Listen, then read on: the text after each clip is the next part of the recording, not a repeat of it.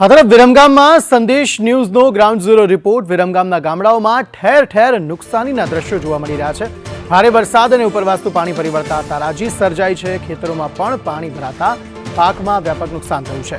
ડાંગર, કપાસ, કઠોળ સહિતના પાકોમાં વ્યાપક નુકસાન થયું છે। અનેક ગામોમાં કાચા મકાનોને પણ ભારે નુકસાન પહોંચ્યું છે।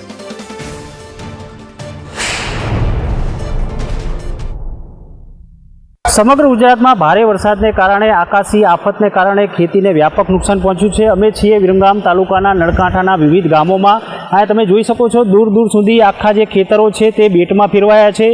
ડાંગર છે, કપાસ છે, સહિતના એરંડા છે, સહિતના જે પાકો છે જેને મોટા પાયે નુકસાન પહોંચ્યું છે અને સમગ્ર અહીંયાના અનેક ગામોમાં સંપર્ક પણ તૂટાયા છે। આપ જોઈ શકો છો દૂર દૂર સુધી તમને દેખાડવાના પ્રયત્ન કરીશ અને દૂર દૂર સુધી ખેતરોમાં હજી પણ પાણી ઉપરવાસના આવી રહ્યા છે અને ખેતરો જળબંબાકાર બન્યા છે। ત્યારે અહીંના આપણે જે ખેડૂતો સાથે આપણે વાત કરવાનો પ્રયત્ન કરશું કે આની સ્થિતિ શું છે અને કેટલા પાકને નુકસાન છે। અમારા ખેતરો બધા પાણીમાં ભર્યા છે। ડાંગરમાં નુકસાન છે, એરંડામાં નુકસાન છે, તુવેરમાં નુકસાન છે। આ બધી મોટી નુકસાની છે। સરકારને વિનંતી કે વહેલી તકે અમને સહાય કરે। અમુક બધા ઘણા બધા પાક છે અને વરસાદના કારણે ગામને ઘણું બધું નુકસાન થયું છે।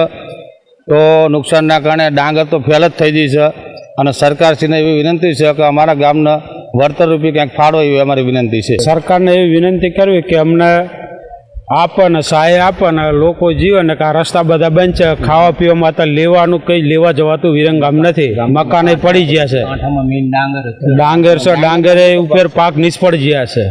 આવું કેવું છે। તો આપ જોઈ રહ્યા છો અહીંના જે ખેડૂતો સાથે આપણે ગ્રાઉન્ડ ઝીરો પર અત્યારે એમની સાથે વાત કરીને અત્યારે તમે જોઈ શકો છો દૂર દૂર સુધી અત્યારે જ્યાં જુઓ ત્યાં પાણીના દ્રશ્યો જોવા મળે છે। આજુબાજુના જે ઘોડા છે, થુલેટા છે, અસલગામ છે, વાંસવા છે, સહિતના જે ગામ છે, છેટ નળકાંઠાના જેજરા, વેકરિયા સહિતના જે ગામ છે, કાયલા, વેકરિયા સહિતના જે ગામો છે જ્યાં દૂર દૂર સુધી આવા દ્રશ્યો અત્યારે જોવા મળી રહ્યા છે અને આના કારણે ખેતીને પાકને મોટું નુકસાન થયું છે। કપાસ હોય કે ડાંગર હોય કે એરંડા હોય કે સહિતના જે મગ, મઠથી સહિતના જે પાકો છે તેને મોટા પાયે નુકસાન પહોંચ્યું છે અને ખેડૂતો અત્યારે હાલ સરકાર પાસે વળતરની માંગ કરી રહ્યા છે।